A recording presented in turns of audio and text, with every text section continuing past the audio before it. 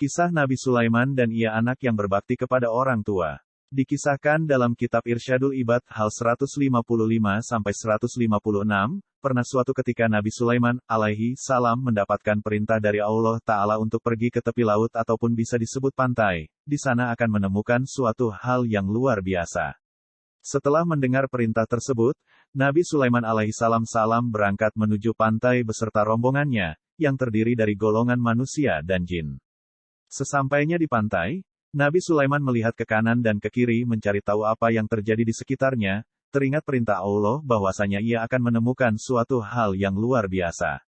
Beliau terus mencari tahu, menengokkan kepalanya ke kanan dan ke kiri, namun apa yang beliau lakukan belum bisa menjawab rasa penasaran yang ada dalam pikirannya. Menyelamlah ke dalam laut, lalu katakan kepadaku apa yang kamu lihat di dalam sana, pinta Nabi Sulaiman kepada jin Ifrit lalu Ifrit pun menyelam ke dalam laut, mencari tahu apa yang terjadi di dalamnya. Beberapa waktu kemudian Ifrit muncul ke dasar laut dan menghadap kepada Nabi Sulaiman. Wahai Nabi Allah, sesungguhnya saya sudah menyelam ke dalam laut yang sangat dalam, saya mencari tahu apa yang terjadi ke sana dan kemari, namun saya tidak menemukan apapun di dalam sana, ucap Ifrit memberi informasi kepada Nabi Sulaiman. Menyelamlah ke dalam laut, lalu datanglah kepadaku serta beritahu apa yang sebenarnya terjadi, pinta Nabi Sulaiman kepada Ifrit yang lain untuk yang kedua kalinya. Menyelamlah Ifrit dan selang beberapa waktu Ifrit pun muncul dan menghadap kepada Nabi Sulaiman. Apa yang dikatakan Ifrit ini sama seperti perkataan Ifrit yang pertama tadi. Masih belum puas dengan apa yang dikatakan Ifrit, Nabi Sulaiman memerintahkan Asif Barkhia untuk berdoa kepada Allah agar memberitahu apa yang terjadi di dalam laut. Asif Barkhia adalah menteri Nabi Sulaiman yang disebut di dalam Al-Quran pada surat An-Naml ayat 40. Dia juga seorang waliullah yang doanya diijabah oleh Allah. Beritahu kepadaku apa yang terjadi di dalam laut sana, pinta Nabi Sulaiman kepada Asif Barkhia. Asif pun berdoa kepada Allah untuk menunjukkan apa yang terjadi. Setelah Asif Barkhia berdoa, tiba-tiba datang sebuah benda berbentuk kubah yang mempunyai 4 pintu.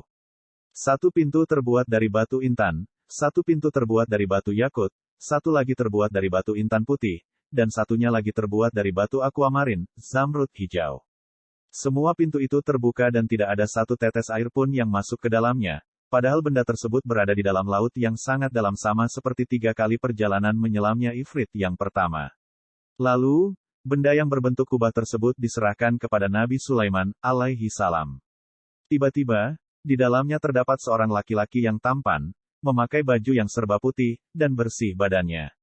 Pemuda itu sedang melakukan salat, lalu Nabi Sulaiman masuk ke dalamnya dan memberikan salam kepada pemuda itu. Pemuda itu pun mempercepat salatnya dan menjawab salam Nabi Sulaiman. Sebab apa kau bisa berada di dasar laut ini? Tanya Nabi Sulaiman mengawali pembicaraan. Wahai Nabi Allah, sesungguhnya bapak saya adalah seorang laki-laki yang lumpuh dan ibu saya adalah seorang wanita yang buta. Saya merawat keduanya selama 70 tahun. Saya merawat keduanya dengan penuh kasih sayang.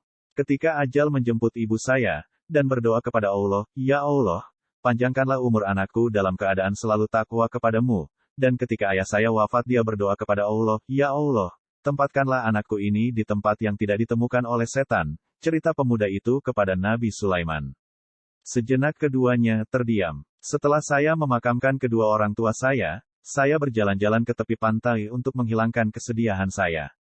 Lalu saya melihat kubah yang bercahaya, kubah tersebut sangat indah, saya masuk ke dalamnya untuk melihat keindahan kubah tersebut. Lalu datanglah malaikat dari beberapa malaikat. Malaikat tadi membawa kubah tersebut ke dalam laut, sedangkan saya berada di dalamnya, ucap pemuda itu melanjutkan ceritanya. Pada zaman siapa kamu mendatangi pantai? Tanya Nabi Sulaiman penuh penasaran.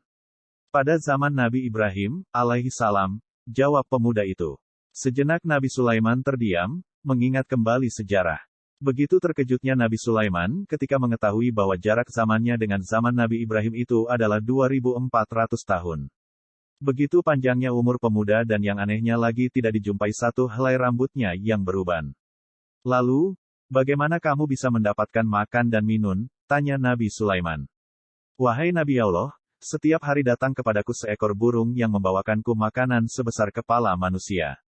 Saya memakannya, saya merasakan kenikmatan yang belum pernah saya rasakan di dunia. Setelah saya memakannya, saya tidak lagi merasakan lapar, haus, gerah, dingin, tidur, kantuk dan sifat-sifat yang dirasak oleh manusia pada umumnya, serta saya juga tidak merasakan kesepian, jawab pemuda itu kepada Nabi Sulaiman.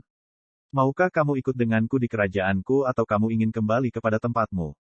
Nabi Sulaiman memberikan penawaran kepada pemuda itu. Wahai Nabi Allah, tolong kembalikan aku ke tempat semula, pinta pemuda itu kepada Nabi Sulaiman. Lalu Nabi Sulaiman memerintahkan Asif Barkhia untuk mengembalikan pemuda itu ke tempat semula, saat itu juga pemuda itu hilang dari pandangan Nabi Sulaiman dan rombongan. Dari kisah tersebut kita bisa mengambil hikmah bahwasanya doa orang tua itu sangatlah mustajab dan tidak bisa diragukan lagi. Dari Anas bin Malik radhiyallahu anhu, Nabi Shallallahu alaihi wasallam bersabda, 3 doa yang mustajab yang tidak diragukan lagi, yaitu doa orang yang dizalimi, doa orang yang bepergian safar, dan doa orang tua pada anaknya. Hadis riwayat Ibnu Majah. Oleh karena itu, kita sebagai anak seharusnya berbakti kepada orang tua. Minimal dengan tidak membuatnya sakit hati, atau syukur-syukur bisa membuat mereka bangga, serta merawatnya dengan kasih sayang, dan masih banyak lagi hal yang bisa dilakukan. Jangan sampai kita menyakiti hati mereka dan selalu mengharapkan ridha dari orang tua.